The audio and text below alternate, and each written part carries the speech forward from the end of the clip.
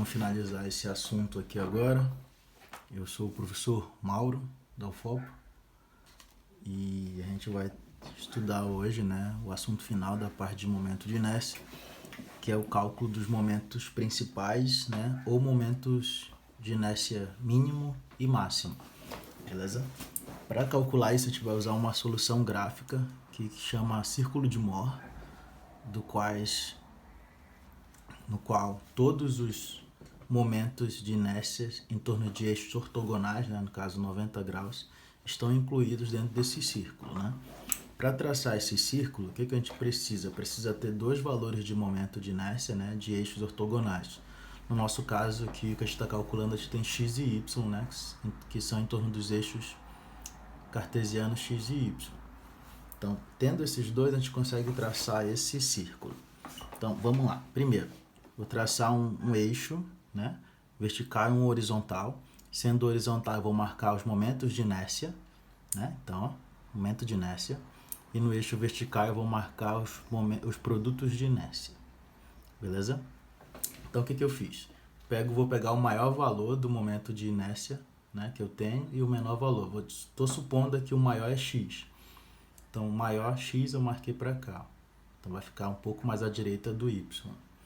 Então, tendo esses dois valores e o produto de inércia, né, que é o mesmo, então eu consigo marcar um ponto. Então, tem essa coordenada horizontal e a coordenada vertical, que é o EX. Né? Pá. Tenho essa coordenada vertical, horizontal e a coordenada horizontal. É horizontal e vertical, né? Para esse gráfico, tá, gente? Esse cara, eu tenho o produto de inércia aqui, aí eu tenho dois pontos. Tendo esses dois pontos aqui, ó, esses dois pontos eles têm uma distância que é o valor do diâmetro do círculo. Então, se eu tenho um diâmetro, basta achar o centro, né, e traçar o círculo. Então, isso é para a solução gráfica, né? Dá para a gente fazer com compasso, um AutoCAD. Então, o que a gente vai traçar? Tendo esses dois valores, eu traço o círculo, né? E os dois pontos máximos que eu tenho aqui no eixo horizontal, né? Então, aqui máximo e mínimo, no caso.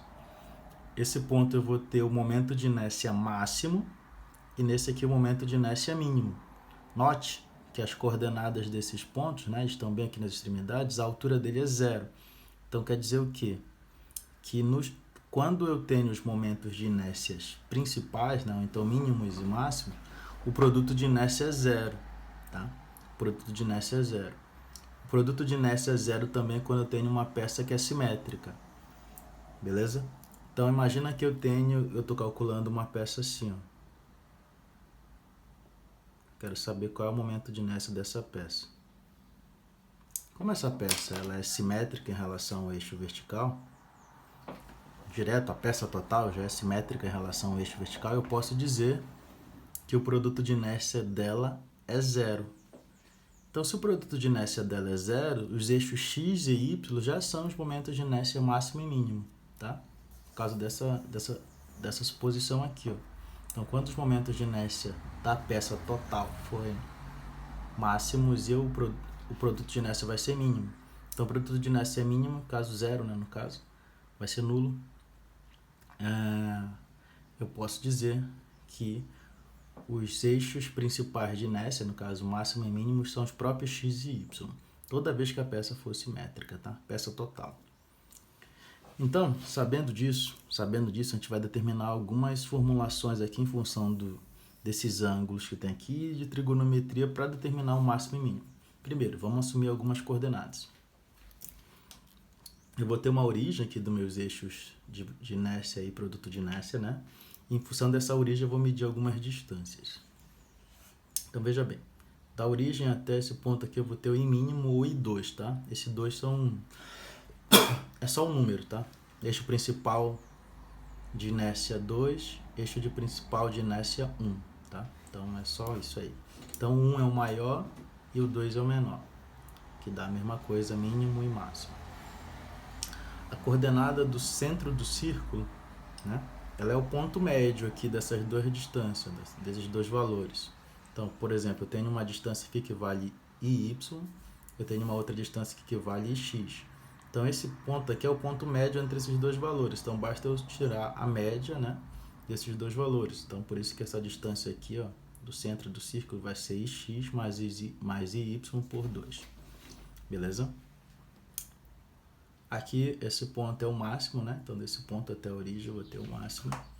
E bem aqui, ó, quando eu traço esses valores aqui, ó, de x e y e o produto de inércia, eu vou ter um triângulo, dois triângulos, né? Esse e esse. E eu vou ter dois ângulos. Quando a gente está trabalhando esses eixos aqui, ó, o x e o y, eles estão separados por 90 graus, né? Os ângulos que formam eles, formam entre eles 90 graus. Só que aqui no círculo esses ângulos são dobrados, né? Então, por exemplo, tá aqui do x para o y, é como se eu tivesse esse ângulo todo aqui, ó, que é 180 graus. Então, os ângulos são todos dobrados.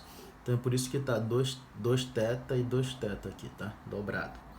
Então, o que é isso? Esse ângulo aqui vai ser o ângulo que o eixo no qual eu tenho o momento de inércia máximo, né? No caso que eu conheço aqui, né? Vai formar com um momento de inércia maior que eu conheço. No caso, o maior que eu conheço é o x.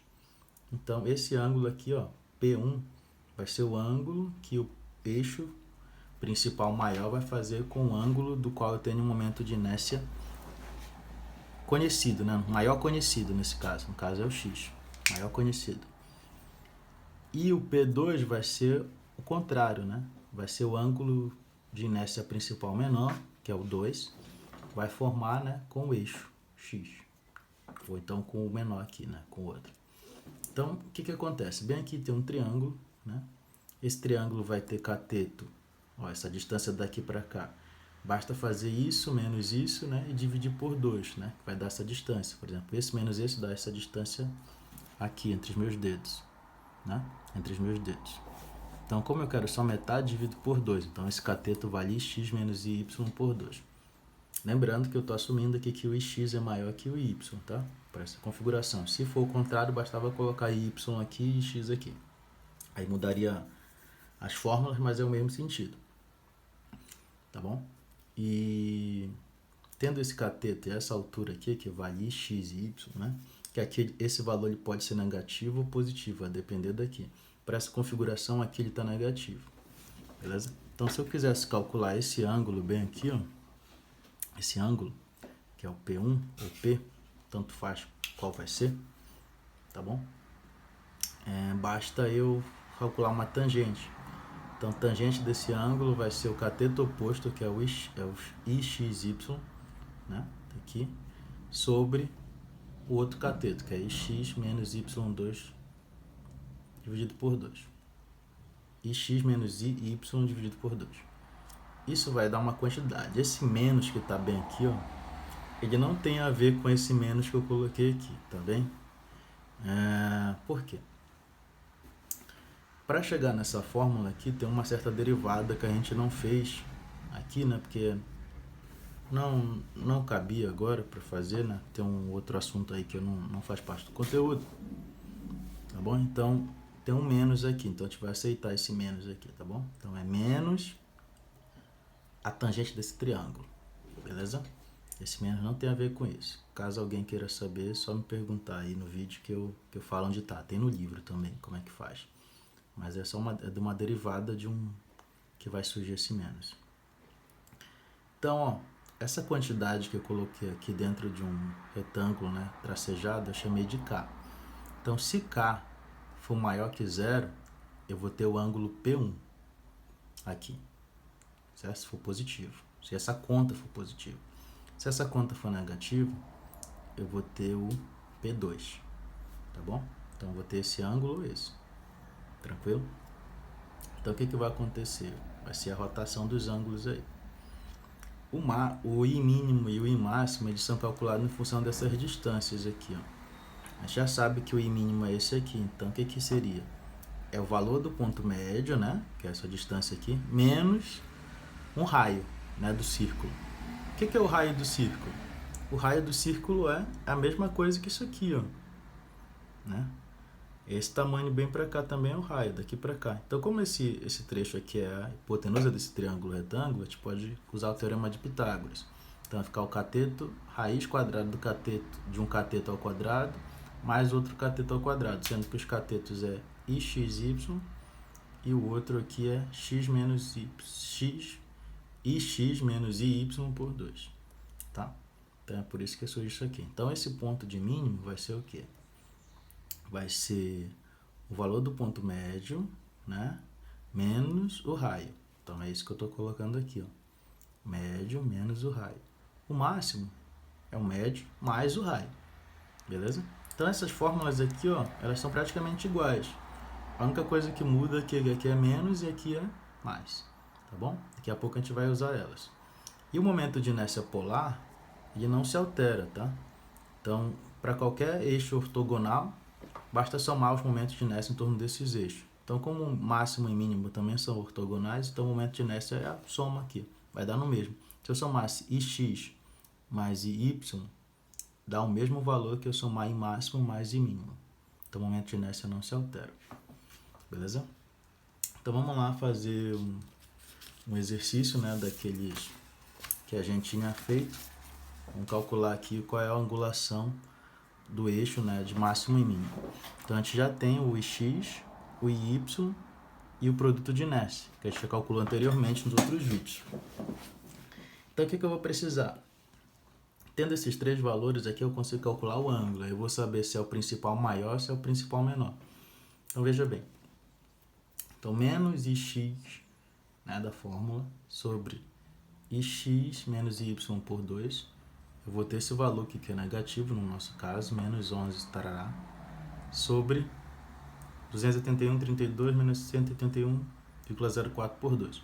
Essa conta aqui, ó, fazendo essa conta, dá esse número aqui, ó, dá uma fração, 2309 dividido por 128, né? Se quiser, você divide, dá um número. O que interessa aqui é que esse número é maior que zero, positivo. Então, o eixo principal que eu estou calculando com esse ângulo aqui é 1.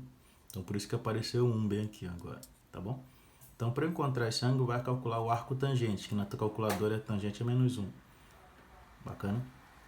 Então, calculando isso, eu vou descobrir que isso aqui dá 12,96 graus. Como é 2, né? Isso aqui eu passo esse 2 dividindo. Então, uma das raízes. Aqui teria duas raízes, né? Então, a outra raiz aqui do P2 seria 90 menos isso. Beleza? Que é o que falta aqui, por exemplo. Beleza? Seria isso, para completar 90 graus. Então, basta fazer 90 menos isso, caso você queira descobrir. Então, a gente descobriu que o ângulo P1 é 6,48. Então, bora lá. A gente sabe que o momento de inércia desses que a gente conhece aqui, dos dois, o maior está em x, né? O maior está em x. Então, eu tive uma rotação de 6,48 graus para o máximo. Então, se eu sair daqui do x, né? Sempre do x, e girou para cá, 6,48. Então, onde tocar isso aqui, eu vou ter meu inércia principal, 1. Ó, isso aqui é 1, eu vou ter o eixo 1. Beleza? Se desse negativo, isso aqui, ó, seria o 2. Então, aqui é 1. Então, e o sentido que dá ângulos positivos é o anti-horário, tá? Sentido anti-horário. Então, por isso que girou para cá. Então, 6,48 graus. E o outro aqui é quanto falta para completar 90. Então, esses são os meus eixos máximos e mínimos, tá? Máximos e mínimos. Então, já saberia a angulação dos eixos aí principais de inércia. Tendo isso em vista, basta calcular agora o máximo e o mínimo em função dos valores que a gente conhece, né? As fórmulas, ó, máximo e mínimo, eu digo que só muda o mais e o menos aqui, né? Então, a gente vai usar aqui a mesma fórmula para calcular os dois, para economizar espaço. Então, o que eu estou fazendo? Estou substituindo os valores, né, de x e de y, bem aqui primeiro, né? Vou resolver essa parte aqui dentro da raiz. Repito aqui. Se aqui tu quiser, tu já pode substituir, eu não quis. Então, bem aqui eu tenho os valores, ó, essa conta, esse parênteses dá 2.514, isso aqui dá 133, né? Tava negativo e levou ao quadrado, ficou positivo. Substituindo os mesmos valores aqui, ó, só muda aqui é mais agora aqui, essa parte, né? Resolvendo, aqui dá 231,18, essa raiz toda dá 51,45. Então, fazendo essa conta, para o mínimo, eu vou ter menos. Então, 231,18 menos 51,41 vai dar 179,73.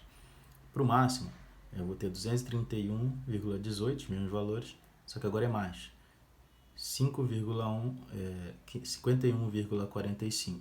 No final dá 282,63. As unidades são as mesmas dos momentos que a gente está trabalhando aqui. Se era centímetro a quarta, vai dar centímetro a quarta. Beleza? É isso aí.